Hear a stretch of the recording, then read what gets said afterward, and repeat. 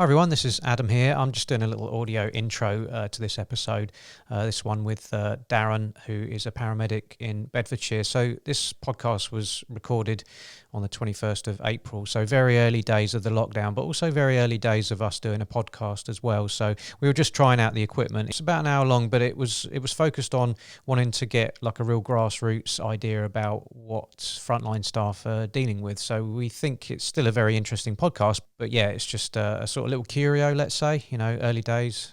So yeah, hope you enjoy. Thanks.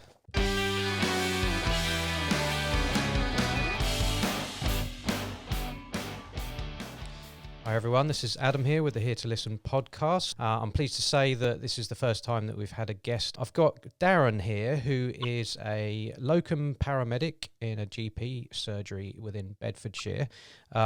We were particularly interested in Daren coming on the podcast because there's frankly the very definition of frontline. The point of the podcast that we're hoping to reach is to really just drill down on all areas of our community and find out what's going on from other people's perspective. So welcome you, Daren. How you doing? I'm fine, thank you, Adam. Yeah. I personally have loads of questions about, what's going on, frontline, what you got to deal with. I suppose we could just start maybe with what's the day-to-day like for you at the moment? Well, surprisingly enough, in the surgery, it's not as bad as people envisage. To keep ourselves and the patients safe, what we're doing now, we're introducing video conferencing or video consulting to triage patients. And triage means to sift and sort to see what patients we can safely see face-to-face or what patients we need to signpost to other areas of the NHS. Once we're happy that the patient doesn't show the obvious signs of COVID, we would then bring them in to the surgery and obviously wear the full protective personal equipment and then treat them and discharge them as normal.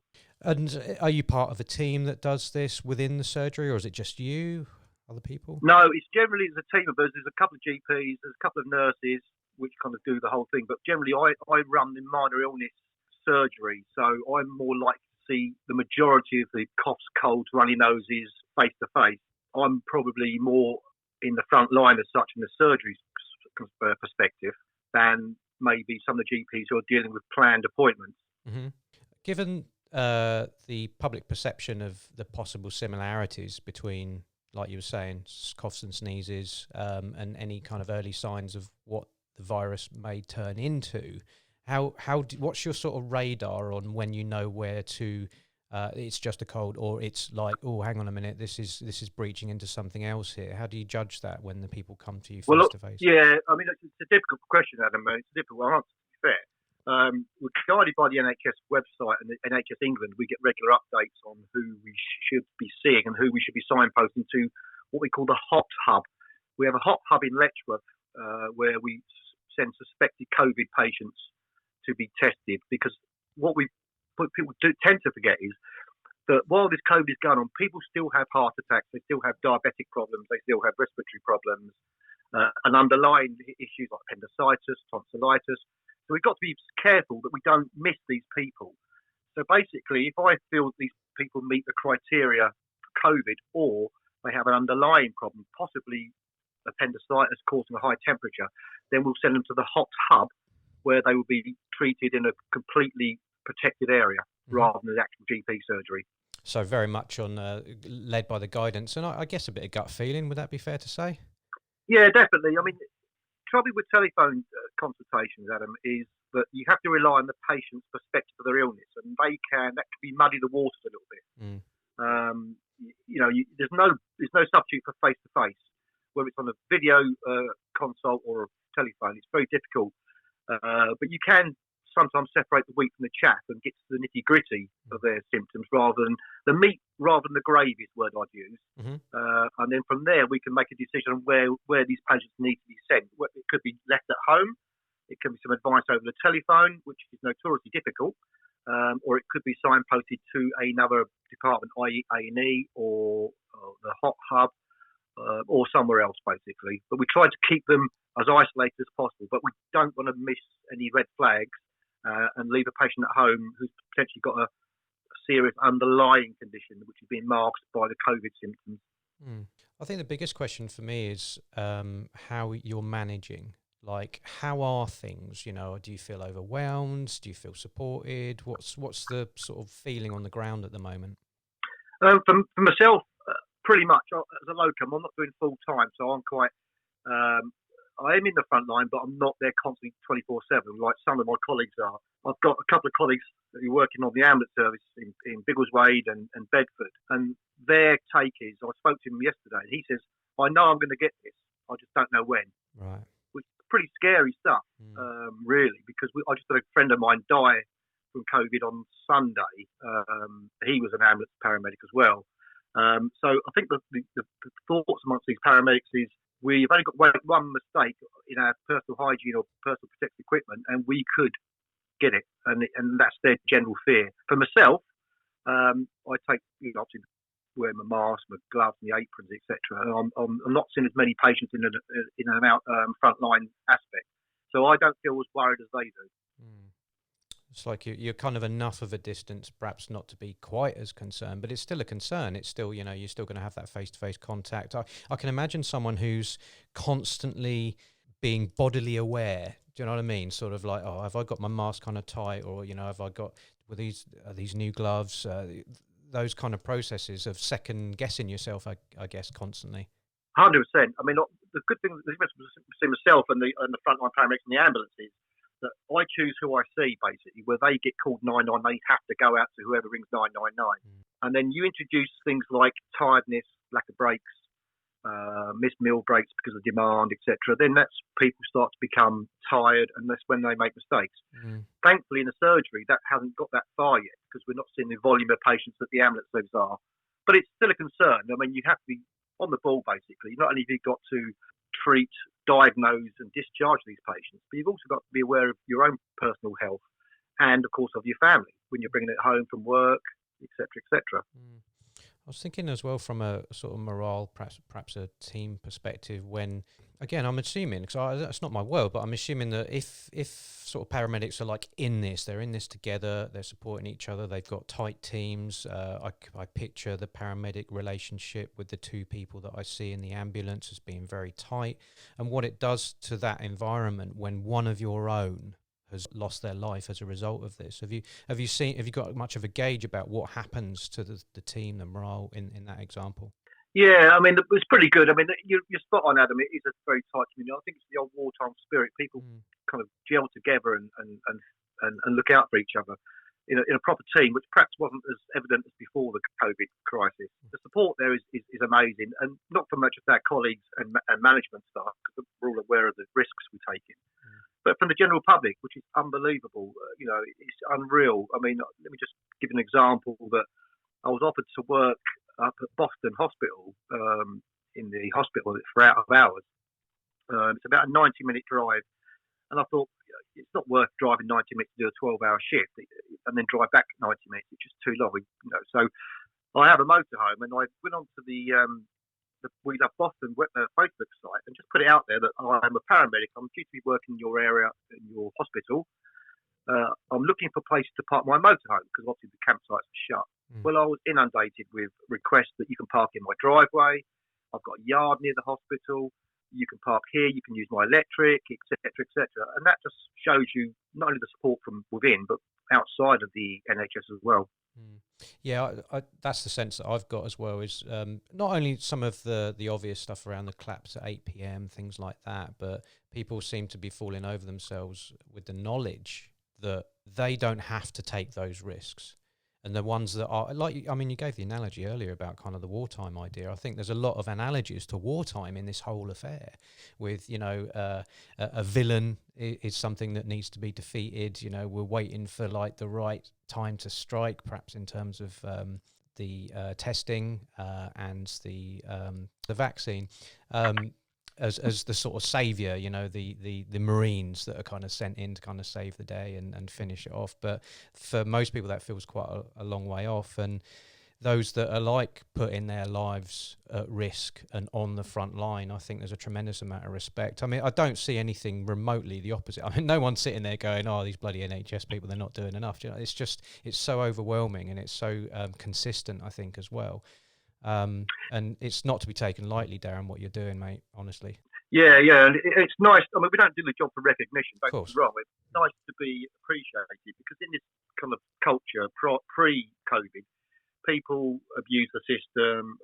We were just a whipping boy for a lot of people, punch bag for a lot of people. We got abused on a regular basis, drunks, drugs. You know, we were there. People just kind of see us there and flying through the streets with blue lights on sometimes. But now, I think the mind shift has changed completely. You know, I'm not saying everyone was like that, but I think everybody's now coming to feel that, God, we might need these people one day. We need to look after these guys. Mm. A bit like when I was in the army. I mean, it wasn't the same kind of emotional support as when I was in the army, but it's similar. When I went to Belfast, etc., the people looked up to you to protect them, and I think that's what's happening here back in the UK with the health workers. Mm. Mm. Do you see any other parallels between your experience in the army and what you're doing at the moment? Yeah, I do actually. I mean, more in theatres of operations, you know, in war zones or civil conflict. It's very similar, I think. It's very similar parallels between the fight against COVID and, say, for example, in Northern Ireland, the fight against the IRA. Mm. You know, you're fighting an enemy, an unseen enemy mostly, because you can't see them, and we couldn't see the IRA, and we can't see the virus. We know it's there. We know they were there. So it's very much a team effort, and you are aware of the dangers and risks, and you are kind of watching your back, not living on your nerves as such, but you are, back in mind, you are thinking, could I get this? You know, can I bring this home? Or as in Belfast, will I get shot, or will there be a bomb around the corner? So I think it's very similar parallels. And the sense of you being up against it, and you're probably just living day by day, making as much progress as you can, minimising any damage as much as you can. Yeah, you talked earlier about what happens to the medical teams as a result of crisis, and I feel like I've seen that in society as well. This idea of people are a lot more supportive. There's a lot more stuff online at the moment in terms of support. There's an awareness of the difficulties around childcare and things being put in place to support parents with educating their children. There's celebrities. All right, you know, there's celebrities doing their sort of bit, you know, with the songs and stuff, which I know has been met with sort of mixed opinions. But there's also ones that have just read storybooks. I think Samuel L. Jackson read a storybook or something. So it just seems like there's a quite a global, in fact. You know, I think from wartime it was a bit more localized in terms of the country and, you know, we're going to defeat. But it just feels much more global with this situation. Yeah, 100%. And that's all thanks down to social media and the internet. Obviously, the last SARS pandemic and stuff like that didn't get much coverage at all because simply there wasn't the widespread use of internet and social media then. So that's helped promote it and spread the word, basically. So anyone can now jump on and help out. Like Captain Tom and his little walk around his garden. Yeah. People, you know, say celebrities making records. So I think, yeah, it's helped it spread globally because of the advent of things like podcasts and social media and Twitter and Facebook. So it's made it more accessible to the masses, whereas before people didn't know. It was only very localised in their small areas. There's a sort of double-edged sword to that as well. Obviously, we rely hugely on the internet in general, and there's a thought for me of like, well, what on earth would be going on if we didn't have this? And it feels like there'd be a lot more suffering. But there's also quite a bit of misinformation as well. And I'm curious about your thoughts from a medical point of view about the stuff that you're reading, your training, the things that suggest to you what might be right and might be wrong. Have you seen anything that you want to dispel? Yeah, I mean, just from a medical point of view, I mean, the 5 words that, if anybody doesn't remember anything about the podcast that remember these, is prevention is better than cure. Mm-hmm. That's what we taught in training. You know, prevent the illness is easier than curing it. So, you know, so people got to think outside the box. It's like gloves. People put gloves on, which is fine. But putting a pair of gloves on is like putting a suit of armour. They feel invincible. They feel, I've got gloves on now, I can't catch it. But you've got to use gloves intelligently. You know, it's no good putting your gloves on in your house, going into your car, driving to Sainsbury's, picking your shopping up, driving back home, and then unloading it. Because you're just transferring the germs from your gloves onto whatever surface you're touching. Mm-hmm. So you've got to use gloves intelligently if you're going to use them at all. You know, change them often and regularly, you know, before you get in the car or before you come through your front door. So think about these things. I mean, they're good, masks and gloves. They are good to prevent the spread, but only if they're used properly. Because things like, I think I read once that the virus can last up to 72 hours on metal and plastic. Mm-hmm. That's a long time. There was something about cardboard as well, which had people alarmed about their Amazon packages. I don't remember. 24 hours on the cardboard. Mm-hmm. 24 hours. So, you go to the warehouse, someone picks it up, and it goes back to another thing dear to my thing. It's breaking the chain of infection. I mean, I've got details here, but basically, if you can break that chain of infection by staying at home, self-isolating, don't go around people's houses, avoid groups, then you can reduce the rate of infection massively. I think if you've got no social distancing, one person on day 5 can infect 25 people. So if you don't social distance, one person who's got symptoms can infect 25 people. And after day 30, you've infected 406 people. Now, if you've got 75% isolation, that goes up to after 30 days, 2.5 people. So the chance, you can affect 2.5 people on 75% of social isolation, or if it's no social distancing, 406 people. Now you do the maths. I mean, it's a massive, increase if you don't adhere to the rules. Yeah. Along with that, what is your sense of the public abiding by the advice? Yeah, I mean, look, I understand. All my children are grown up, thankfully. I've got sons and daughters I've got grandchildren. I can understand the difficulties they've got, and people living in flats with no gardens. I can understand them going stir crazy, and I can understand them perhaps breaking the rules slightly to get out because they've got to get out. I think, but it's sometimes people are just. It's very selfish. I mean, I was talking to a metropolitan policeman the other day. He said, he walked across London Bridge the other day and it was empty, but then he went to Peckham and it was heaving with street parties and barbecues. He said, it brings out the best and the worst in people. The majority, I feel, are adhering to the rules, and the minority are not. And it only takes one person, as you know, to get infected and then go around and see somebody, and then the whole chain of infection starts again, unfortunately. Yeah, it's a bit alarming sometimes when you hear about that. I think that there was the raves and things like that were happening, and I think it was like 1 or 2 days after the Prime Minister was essentially saying, "This is serious, please don't go out." And it felt a bit of a slap in the face. No, let's have a rave. Mad. Yeah, I saw a little bit of that at the start, but I do feel that by and large there's a lot of sticking with the rules.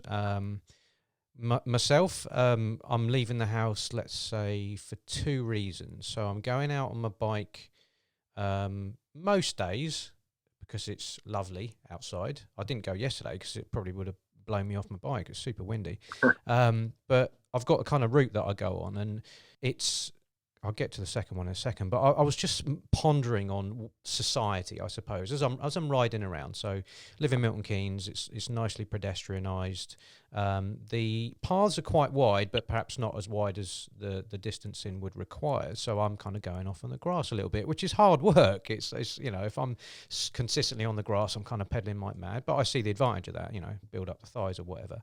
So I'm doing that a bit. I'm skirting around people. I've also seen people see me approach and get way off the path and almost to their backs are in the bushes kind of thing, and it seemed a touch fearful to me. It was a little bit alarming. Oh God, there's a guy on a bike, and I don't want people to feel that way either. I was on my way to kind of going up on the grass anyway. I just don't want to do it so far down the road that I'm knackered by the time I get to them.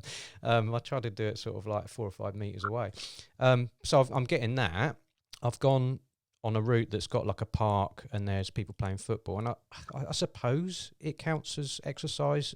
I got the sense it was a family unit, so it's not like people are doing great football matches with various people from different houses. I've seen a couple of people. I've seen actually a husband and a wife that I know who were chucking a frisbee about. All fine. People walking their dogs. People sitting on a bench. That feels a bit of a grey area because I know it's exercise and I know you can kind of stop for a bit. But that's the thing. I think sometimes in the absence of the massively clear instructions that people have received, and they are clear, but I think at the same time what you don't want your government doing is putting so many constraints in, like doing an entire 40-page document about, yes, you can go out on exercise, you can sit down for up to 5 minutes on a bench if you wish to recover from, do you know what I mean? You don't want to get into the weeds with that, I think. So, I mean, do you feel the parameters are about right? Would you like to see more, less? Yeah, like you said, you can get some draconian measures, like in Spain, where they wasn't allowed out at all and stuff, and that's have a note from, if they're going to the GP and stuff. Hopefully, it won't come to that because we've got a bit of common sense, and hopefully, we can manage it like this. But the overriding thing that I think, I'm like you, Adam. I do a lot of exercise and I do a lot of walking with the dogs, and people are aware now. And I think the biggest word that comes to mind is suspicion. Mm-hmm. You look at people, like say playing football, and you think, are you all from the same family? Yeah. Why are you just meeting up? You know, you see a group down by the river. You know, there's a lot of them, five or six. You know, are you all from the same family, or are they just meeting up? So you look on people. It's almost like the war where you're looking for enemy agents and stuff, and you're looking at people and you're thinking, yeah, they don't look all the same. But I reckon they just all met up for a bit of a jolly. So you do look at people in a different light now. You look at them more deeply and suspiciously, I think. Yeah, a sense of like, I'm following the rules. Are you, kind of thing? You know, I'm doing my bit. Are you doing your bit? Yeah, I guess so. You can probably do your own head in with that as well. I must admit, it crosses my mind a couple of times. I don't really feel too much towards it. I don't think I've seen an extreme enough an example, I suppose, to have a feeling either way. I've seen, people walking down canals where I live and people walking solo. There's a gate that I pass through. And people have kind of opened the gate for me as I've ridden my bike, so I don't have to stop, get off, open it, move my bike up the hill a little bit, come back, close the gate, and so on. So there's also the support, I think, from the public as well. I've had cyclists go past me and sort of I've got my headphones in, so I can't really hear them, but I'm pretty sure they're mumbling something like, "Oh, hello," or "Nice one," or whatever, or "Coming by," or. I've also seen an example where I do a bit of road biking, and typical for people that are on foot is to walk in the direction of the traffic coming towards them, which would include me. So I'm in a bit of a weird position as I'm approaching them, that I have to give them a wide berth, but I'm actually starting to go towards the white line and possibly into kind of oncoming traffic, as it were. Luckily, there's not a lot around. But it's another thing. It's the things that you consider when you're out and about beyond the normal, stuff that I wouldn't normally have considered. But nothing like that can't be solved with a look over my right shoulder to see, and then a bit of a wide berth. But at the same time, that when you were saying about what enters your head about other people, I'm one of those people that is quite often in other people's heads, and I'm making these assumptions about what their view is of me approaching them, and they're going, well, we haven't got anywhere to go, and we need to keep walking towards the traffic, so he's got to move, and I'm like happy to do that. So much goes on, I think. I can only speak for myself in my own head. I don't know if that's like a general public thing either. Yeah, exactly. And it's good also because it's a lot of people now, especially over where I'm walking the dogs and stuff. I see people I've never seen before. They're exercising out in the fresh air. They're exercising. They're discovering the countryside around Biggleswade. And the most important thing about exercise, or any exercise really, is that it increases your cardiovascular system. Now, God forbid that any of us do get it. But if you do get it, you want to be in pretty much the best shape you possibly can physiologically. Your cardiovascular system needs to be as good as it can be, with plenty of exercise. So if you do go down that route of pneumonia, your lungs and your heart are more likely to, be strong enough to get you through it. So the exercise is essential, I think, for everybody. And we've been blessed with this fantastic weather, thank God. And the amount of people I've seen walking that probably would never even have discovered the field on the back of the Biggleswade is unbelievable. But as long as they take the litter home with them at the end of the day in their poo bags, I don't mind. But no, it's good. But I'm same as you, Adam. I'm very aware if I'm running or walking, I do kind of try to let people through and make sure I see them early and then move out the way, especially running, because everyone hates a runner because they're panting and coughing and spluttering. Yeah, I mean, that's entered my mind as well, and I consider it madness, but I'm going to ask you as a medical profession whether that's justified or not. But a cyclist goes past me and he is breathing. Am I breathing his air in, and am I putting myself at risk as I'm panting to get up a hill? Yeah, I would say possibly. I mean, you can. It's transmitted through vapor and cough droplets and sweat and stuff like that. You'd be unlucky to get it, I'd say. I mean, you'd be pretty unlucky unless he was panting so hard that kind of actual droplets were coming out, his mouth, which could happen. I mean, they're very minuscule, and he overtook you quite close to us. There's a potential you could catch it, but you're probably more likely to catch these things through touch. than in absorption through the air, because obviously sneezes and coughs, most people hopefully would cover sneezes, coughs and sneezes, but it's the touching, it's the hand to mouth, hand to eyes, hand to nose movement, which is, I would say, responsible for most of the transmissions. I can't back that with scientific evidence, but the early days of the supermarkets, just free for all, and trolleys weren't being cleaned, and people just grabbing trolleys, and it was just a nightmare scenario. So yeah, you possibly could, Adam. You'd be pretty unlucky to do that. You're probably more likely to catch it by touching the Amazon box rather than doing that. I am aware that I'm asking you these questions, and you might not always have the answer. I do appreciate that as well. But I think because I've got a complete absence of medical training and not a lot of awareness about that, there's just things I think that I'm curious about. And I think I even modify that slightly, that if somebody does go ahead of me, I'm finding myself curling my top lip over my bottom lip and breathing down in the hope that I've created some sort of shield. Yeah, well, it helps. One of the questions is, you mentioned about eyes. Can it get in through your eyes then, or do you have to finger into the eye for it to actually be? No, the eye route is very easy to get through. It's a good route of absorption. The mucus and the eye passages around there, the nose, the eyes. It's a rapid rate of absorption through any virus. So touching anything and then rubbing your eyes, nose, bang, straight absorbed into the bloodstream quite quickly. And you've got it, basically. It's as easy as that. Mitigated by visors or glasses? Glasses, I mean, we wear visors in the surgery for that reason. It's that, it's the hands, it's stopping that hand to mouth, hand to eyes thing. I mean, if you didn't, you had a camera on you 24 hours, you're surprised how many times you touch your face. Through just rubbing your nose or scratching or something. It's amazing, really. So that's where you're going to get probably more likely is eyes, nose, and mouth. You mentioned earlier about the health ways of bolstering your immune system. You mentioned about exercise and cardiovascular. What other things do you think people can put in place to support their immune system should they be at risk? Well, I mean, for those that are immunocompromised, the diabetics and stuff like that, that they are the ones at high risk. Some medications can cause your system to be immunocompromised as well, so it reduces your body's ability to fight viruses. If you're a general healthy-ish person like me and you, or most majority of people, plenty of fluids. Fluids are underrated in everybody, I think.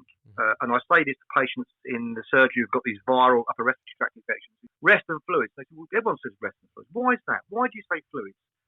Well, if you think about the body's made up mainly of water, and the cells that fight your cells at the basic cellular level that are responsible for your fighting the viruses or the infections are made up of 90% water, or perhaps more. Now, if you're not hydrated as a person, then your cells are not hydrated, so they can't be as effective in your frontline troops. If that makes sense, you can, if you're not hydrated, nor are your cells, they can't be as effective. So the reason we ask people to drink lots of fluids is to keep themselves hydrated and their cellular levels hydrated, so you can then, your troops are fit and able to then fight the battle, whether it's a bacterial or viral infection. So that's why. So hydration, regular diet, regular exercise. The big thing at the moment is vitamin D. They're saying it's a wonder drug to help reduce some of the symptoms of COVID. I don't know what the evidence is there, but vitamin D is a brilliant drug, natural and supplement to take anyway, especially over the winter months it was. So yeah, you can try all that kind of thing, but just general regular diet and. When you say regular, though, I think that definition can be quite wide. What would you sort of drill down on? What sort of foods might you increase? Well, I'd go for a run every morning or a long walk, 5 miles or something. I mean, that would be ample to keep yourself cardiovascularly fit, fitter than perhaps most people. But you don't have to run every day. You don't have to walk 5 miles. I mean, as long as you're moving your legs and your respiratory rate's increasing, then you're doing yourself, your cardiovascular system, some good. With diet type stuff, you said about an average diet, though. I mean, what kind of things would you find yourself increasing intake, food-wise, nutrition-wise? Fruits, definitely. Vegetables, green leaf vegetables, any vegetables really.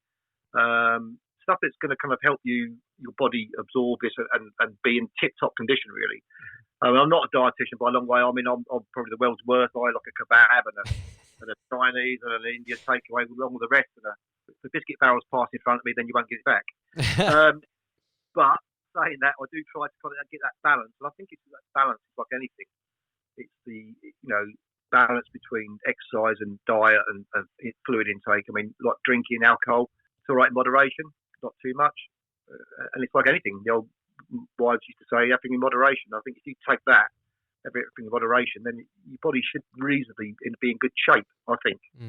A lot of the podcasts that I listen to tend to be American, and particularly the Joe Rogan Experience, that has guests from quite a lot of different scientific backgrounds, have regularly advocated for the reduction in sugar, and the research that's starting to come out over in America about essentially it being a poison, or at the very least something that your body has to work hard to process. And as a result, I would imagine that you don't want to be having loads of sugar because you need to focus on your immune system. Any effort that your body might put to try and combating the disease is going to be much reduced if you're processing loads of carbs and sugar, I think is the podcast that I listen to, a guy called Chris Kresser. Going back to what you're saying about the water intake, what do you think is the resistance then? You're saying, a lot of people don't, but tend not to abide by it. I think it's just general habits, I think, to be honest, Evan. I think people sit there at home watching the TV or at work on the computer, and they just forget to drink. I always have a jug of water in the GP surgery, and I drink throughout the day, and normally with a bottle of water. But I to be fair, when I get home, I'm not as kind of strict on myself. I don't tend to drink as much at home, which is my downfall. But I do try to have a bottle of water somewhere, especially at work. And when I'm exercising, I always take a bottle of water. So I think it's just people's habits. It's not something you would automatically have next to your armchair watching TV. More likely you have a glass of red wine or even a cup of tea. But, so I think it's just people's habits. But, your urine's a big indication on your hydration state. It should always be clear. Any dark coloured urine is a classic sign of dehydration. It's one of the first signs. And if you're weeing in the toilet and you notice it's dark, then you need to be drinking more. It's as simple as that. And it tells you your body's not got that equilibrium with the fluid yet. So you need to kind of increase your fluids until you are peeing more and clearer. Mm-hmm. Yeah, a bit dear to my heart, that one, actually. I did get some advice from a GP recently about increasing my fluid intake. And I've always been pretty good with it, to be honest. But I think what I've done is changed to purely water, because it used to be a lot of tea, although caffeine free, I admit. But it was a lot of tea and like herbal drinks, things like that. And I've just... even as I'm talking to you now, I've got a pint of water with a slice of lemon in it. A lemon was actually something that I heard, again, you don't know, might combat viruses to a small degree. Any thoughts on that? Yeah, any vitamin C, vitamin D, they're all saying now, it's all coming out in research that these actually are really good and can reduce your symptoms. I don't know the evidence. I've not researched it. I've not looked into it too much. But if we have a balanced diet, you should get enough vitamin C and stuff in your diet and stuff, and vitamin D for the sunlight and your certain foods. So yeah, I'm a great believer. I mean, if people can't manage a balanced diet, then over-the-counter supplements won't do you any harm. Mm-hmm. As long as you're hydration, I'd go for it. I mean, the thing is, it's the benefit versus the risk. What's the benefit? Well, it could make your symptoms easier. Great. Mm-hmm. What's the risk? No risk. Well, there's no brainer then, really. Just go for it. Yeah, I was thinking about the reality of actually getting enough fluids in your body. I think about, life, perhaps pre-COVID, very busy, certain amount of jobs very on the go. I think about you in the ambulance, diving about. Are those people getting enough fluids in them? I saw a movie recently called Sorry We Missed You, I think it is, and it's a Ken Loach movie who he kind of prioritizes your kind of kitchen sink dramas, as they're called, and they're pretty much always brutal. Although this is my first introduction, I've always read about these movies being as such, and it's essentially about a kind of Amazon driver type. Obviously they can't use Amazon, but it's the people that have to load up loads of packages and get them sent out, and the conditions are brutal. And in the early part of the movie, he's given a empty plastic bottle by a colleague, saying you're going to need this, and he's like, why is it empty? And he's like, to pee, kind of thing, because you're just never going to have time to do it. It gave me a real perspective. I find myself recently, having purchased some stuff from Amazon, feeling similar to how I do medical staff. Normally he'd buzz and he'd come upstairs and stick it outside my door. I'm saying, no, it's all right, cool, man. Leave it outside the flat. I'm 3 floors up. I'll come down and I'll get it. I feel like I just want to put a bit of effort into just helping those individuals. I got a real vision of like, my God, I don't know. I'd love to speak to someone that wants to come on the podcast as a worker, just to find out exactly what it's like. But the picture that the movie presented wasn't all like doom and gloom, but it was more about the struggle, the guy doing long hours, so he was missing his family, he wasn't eating, he was under huge targets to get everything done. His boss was a nightmare. His boss was like, well, you can just leave, we'll get somebody else. The conditions seemed pretty awful. And I think about how people in that industry are prevented from really looking after themselves and bolstering their immune system, while they are probably coming into contact with a lot of people, be it the depot or, out on the streets or driving, all that sort of stuff. It's pretty heavy. Yeah, most definitely. I mean, like, you look at a lot of people now that you never looked at before as being essential or key workers. I mean, the classic ones, you're right, the Amazon or the delivery drivers, their workload is immense. You never see them happy. They're always rushing about, driving about, jumping in at the vans, coming in contact with people. The only plus side, the flip side to that, of course, is now, I bet if you did get one on board, would be the lack of traffic on the road, which makes their job a lot easier. I was wondering that, but I wonder also, is the boss going, right, your targets have been doubled because it's easier to get around? Yeah, probably. I would imagine so. Yeah, I would imagine so. There's the pressure's unrelenting.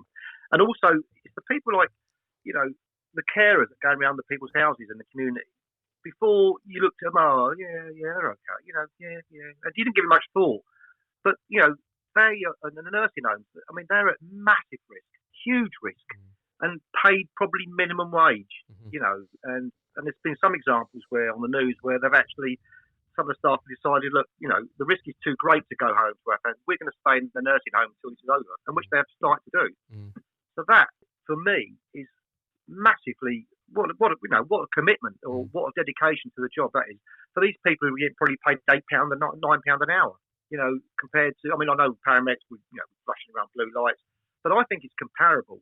They're looking after people, they're trying to help people, and they are getting some recognition, thankfully, but they're in a kind of difficult situation, don't you think? Yeah, totally. Yeah, and I can imagine there being a tremendous amount of guilt if anyone knew that perhaps they didn't take all the precautions that they could, and it starts spreading around the care home and killing off all the residents. So I think that might also inform their decision to stay there. But it's sacrifice, isn't it? We do hear a lot, and we hear the government sort of daily updates that I see on YouTube, the little videos that talk about the sacrifices that are being made across the country. Going back to my second reason why I get out of the house is to shop. And I have started to see retail, the people that work in retail as similar in that sense. The people that are making sacrifices, that are putting themselves at risk, that don't have any protective gear, but they're allowing people to come in and get essential supply. Essential. I mean, there's essential, and then there's just your weekly shop. Do you know what I mean? Like, I buy a lot of fresh stuff, so I'm kind of out of it within about a week. And I'm glad that system is still up and running. I think about the lorry drivers that are still doing their bit. I think about, and I don't know if this is really in the back of their minds, but possibly some resentment about, well, we're here, we're doing this, we're putting our lives at risk, while there's a bunch of other people that are on furlough. Like I've got a relation, I'm not going to call him out, but he's like happy as Larry because he hates his job. But he says he wakes up every day and he goes, oh, what am I going to do today? Am I going to go potter about in the garden? Am I going to do some painting? Am I going to watch some TV? That kind of thing. And there's not a lot of that spread around because I think that might create a lot of resentment. But I do wonder if it's in the back of some of these frontline staff's minds about the sacrifice that they're made, while there's others that really don't. 100%, Adam, 100%. I mean, if I was a supermarket worker and exposed to all these people and then seeing them coming round and bulk buying or buying stuff that's not really essential stuff, I would pretty be fed up with them, to be honest. I don't care who they are. I would be pretty miffed about these people, and you'd start to hold resentment. Definitely, I would have thought that while you're out there risking it and going home to your family at the end of your shift, these people are coming in with all their masks and gear on and going home with their bottles of Bud or whatever they've got, and you've just left to pick up the pieces sometimes. So yeah, no, I can feel definitely be some resentment. I would certainly feel that way. I don't in the surgery because, surprisingly enough, this is the positive side of this COVID is the people now that we would normally be inundated with, at the surgery, because my list was always full up, is the people who, with the kids, bring their kids in with a runny nose or a bit of have had a history of an earache for a day or a 4-hour history of a temperature or they've had a little niggly knee pain. And my favourite sound to these people was there's not a pill for every ill. And now people are realising, actually, that if I leave it, it actually goes away on its own. I don't need a doctor. Hooray, eureka. So hopefully it will change the way people use the health service. A&E, for instance, it's never been so quiet. Mm-hmm. GP surgeries have never been so quiet. Yeah. And it's changed. And whether it will stay that way, I'd like to think it would, but I wouldn't put any money on it. I mean, with A&E, I think about, pubs, clubs, drinking, unruly behaviour, that sort of thing that I imagine are populated quite substantially on a Friday and a Saturday night that is the complete absence of at the moment. Yeah, definitely. Well, I spoke to a nurse who's in A&E at Lister, and they said it's amazing. We don't get obviously any A&E on a Friday or Saturday night or most nights of the week, you've got police presence there now because of the drugs, the drunks, etc. So yeah, you're right, Adam. That's been reduced. But not only that, it's the people presenting to an accident and emergency, them two words, emergency and accident, with a 6-month history of a bad knee, just because they can't get to see their GP or something. And that's stopped. That's gone. So hopefully the mindset, you're always going to get the drugs and the fights. Hopefully, but the general public's mindset now was, well, we survived 3 or 4 months without going to A&E with my sore elbow, and it would cover on its own. Perhaps next time I will wait a few days before rushing to my GP and saying, help, I've got this kind of tickly cough. So you never know. Interesting. I'm kind of pondering on a little bit of the history. You made me think about, I used to work a lot in drug treatment, and I think about a lot of the stories that I heard from people about how they would wake up every morning and then seek out their drug of choice. And I've wondered about that, is that still going on? But at the same time, I think it ties into what you were saying about, I don't think necessarily it's quite a cultural thing, but it reminds me of the instant gratification that I used to be on the receiving end of the guys that I used to work with. There was an inability to remain in the uncomfortable. So be they feelings or be they physical ailments or whatever, there was always I feel this way, I need this. And you alluded to that in what you were saying about where people would prioritise their own ailments. And I could pose the question then, do you think that's a bit of a societal thing where we're just, because we know that there's something that can fix whatever, that we're going to go and seek that as quickly as possible to alleviate any of the discomfort? Definitely, Adam. Yeah, without a doubt. It's a society now where if we want things, we want it now. We want this new car, we want it now. We want this house work now. I've got this cough, I want it gone. I want it done. I don't want to walk around with pain. People are more or less tolerant now. They want more demanding. Previous generations, they kind of more stoic. They put up with things and let things run their course. But people are a lot more demanding, especially in general practice. The biggest battle I have, of course, is the old, I need antibiotics. And my head drops. And I spend an inordinate amount of time during the consult saying, look, you've got this viral infection. Antibiotics will not make any difference. In fact, it will make you worse because you'll give you upset stomach or diarrhea, etc. And then you will build up this immunity to antibiotics, which then spreads to the rest of the community, called herd immunity. Mm-hmm. So people are very much demanding, and they want it all done now. And you can see why some GPs and health professionals give out medication when they don't really need to, just to get shot of them. Because I've only got 10 minutes per patient. They've got a big list of patients waiting. They're running late. And unfortunately, that does happen, especially in the out of hours aspect. So, and the patient goes away happy because they've got what they wanted. But at the end of the day, it's doing absolutely no good whatsoever. With all the information that's available on the internet, I have wondered what it's like as a healthcare professional when someone's approached and they've kind of already self-diagnosed, they've already poured over the internet, they know, they've read the bit at the bottom of the page that says how to treat, and you mentioned about somebody coming in saying, I need antibiotics, without really the knowledge behind it. What's it like as a healthcare professional when someone's come and they're essentially doing your job for you, albeit wrong? Yeah, it's very frustrating, Adam, and I've done it. It's happened to me hundreds of times, and I go the extra yard. A bit of education goes a long way with patients. if I sit down and say, well, look, this is what happens, like the hydration scenario, your cells working, blah, blah, blah. So if you give them that more information above and beyond the normal kind of consult, generally you can see people's the light bulb moment. Oh, yeah, that makes sense. Yeah, gotcha. Oh, right. Now, I didn't look at it that way. But there's others that still, despite you talking about it, they still say, well, don't I get antibiotics then? Or they come in and diagnose themselves. And I remember some guy coming in not long ago and said, oh, I need antibiotics. I've got this, this, and this. I went, oh, right. I said, what job do you do? And he said, oh, I'm a chippy. I said, would you like it if I come round to your site and then told you how to do your work? And he kind of looked at me. And I thought, I'm not, I didn't say that aggressively, but I just said it matter-of-factly. And he kind of went, yeah, gotcha. Yeah. So, yeah, we are faced with a lot of these problems in primary care. And some people, I'm very stubborn. I will not do it. Unless if it's indicated, I'll give it. But if it's not, they're not going to get it. No matter they stamp and stamp their feet. But some people do because it's just an easy option, unfortunately. Yeah, and like you were saying about the kind of instant gratification, that there seems to be some training occurring at the moment with people trying out, not delaying the gratification, if you like, by going, is this really necessary? Is this really serious? Do I really need to go there? I think it's also, there's an element of the risk seems to have gone up, this perception that if you are to go into a GP surgery, this is my perception, I guess. It's like a zombie apocalypse, you know what I mean? There's just like people hanging in there, coughing, sneezing, all that. I've heard different, and you've suggested that as well, that it's not as busy as it's been, because there's an element of removing certain people that maybe aren't high risk or high priority but are still turning up. So is it, like you say, something good that's coming out of it as well? Yeah, I think it's like self-preservation for them people.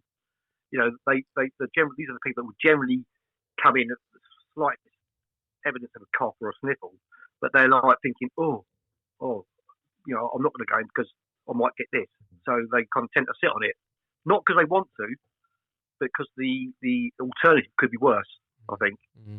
So there's then divides the two kind of people. There's the people that are stoic, who will, right, we're not going to overburden these GPs because they've got enough on their plate.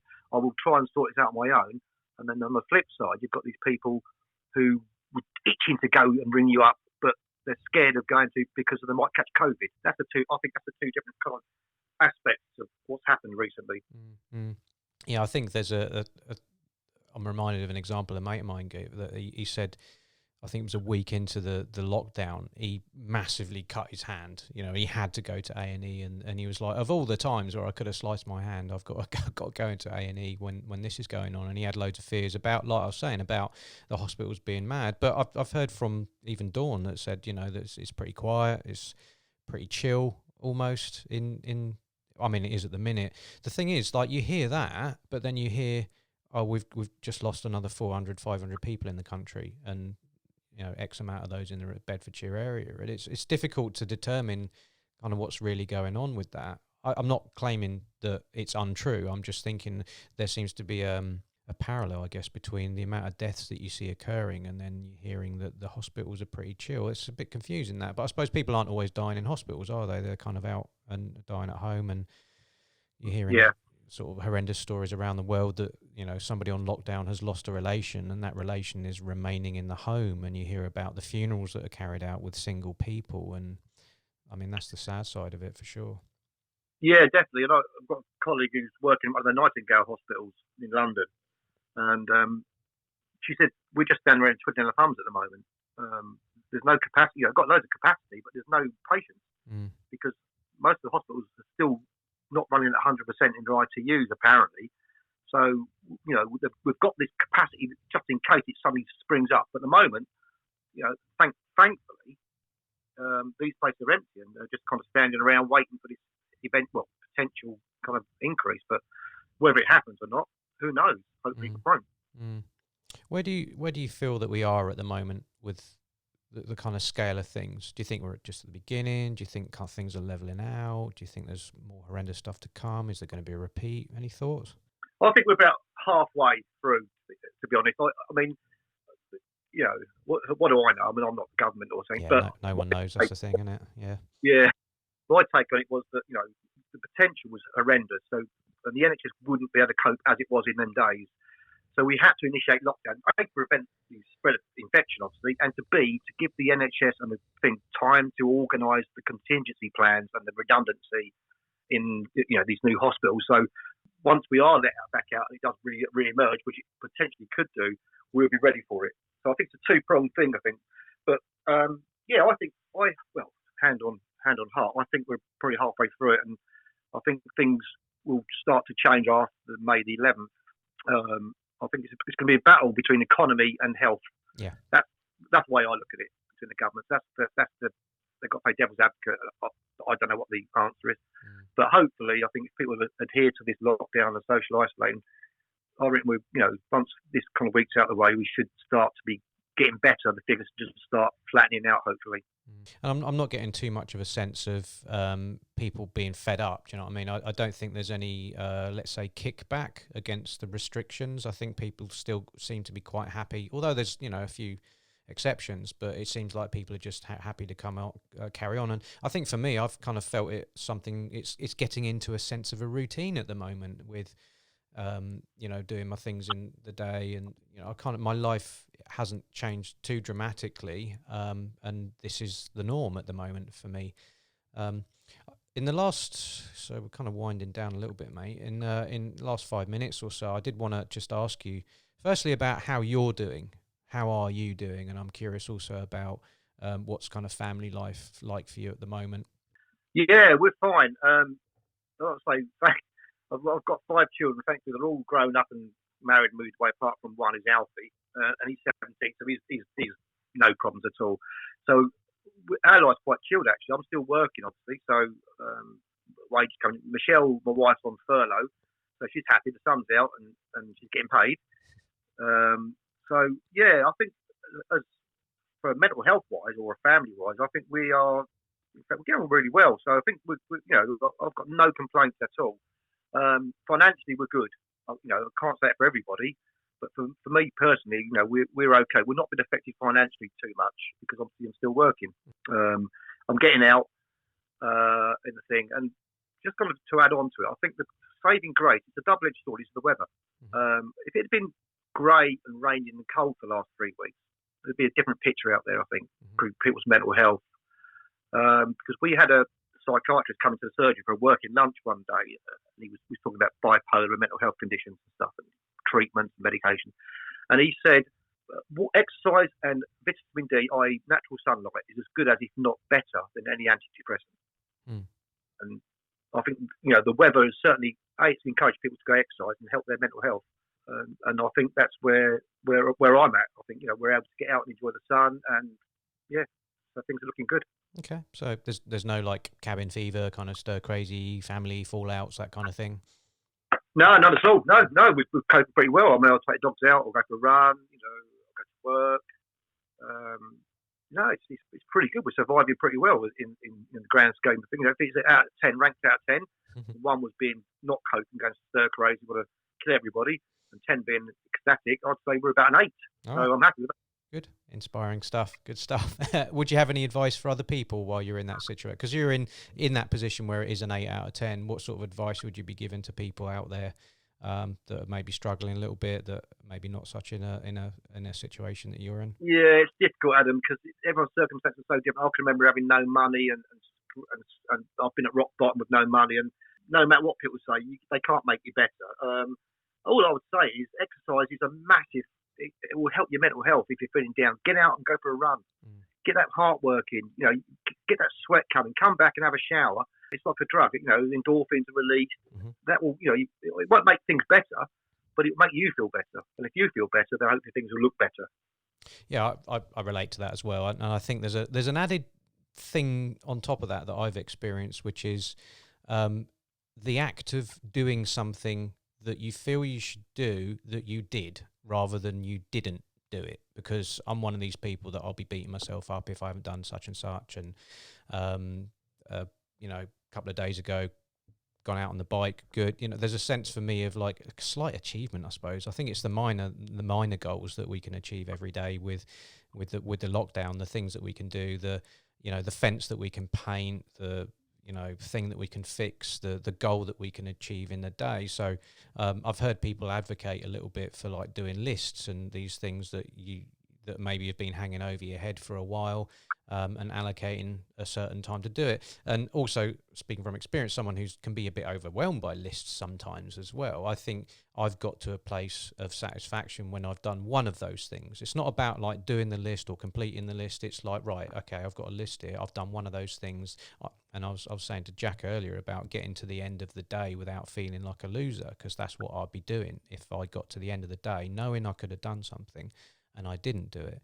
And I think with exercise, it's definitely an achievable goal, and there's, to a certain extent, it's quite an easy goal. All you got to do is sort of go out for a walk or take the dog out, or it's a bit of a pain for me getting my bike down 2 flights of stairs, but that's just the minor thing. It's not the thing that would cause me to not go out. And I think I've also managed to feed myself with the motivation, like I'm well into my podcast and I don't want to fall behind. And one way of catching up on those is to go on a bike ride. So I think it's about finding some incentives, perhaps, on top of what you were suggesting about building the immune system, getting some vitamin D, all of that. So yeah, definitely. And it's great that we're in a country where that's allowed, and there isn't too many parameters. I said in a previous episode about France that have limited 1 kilometre.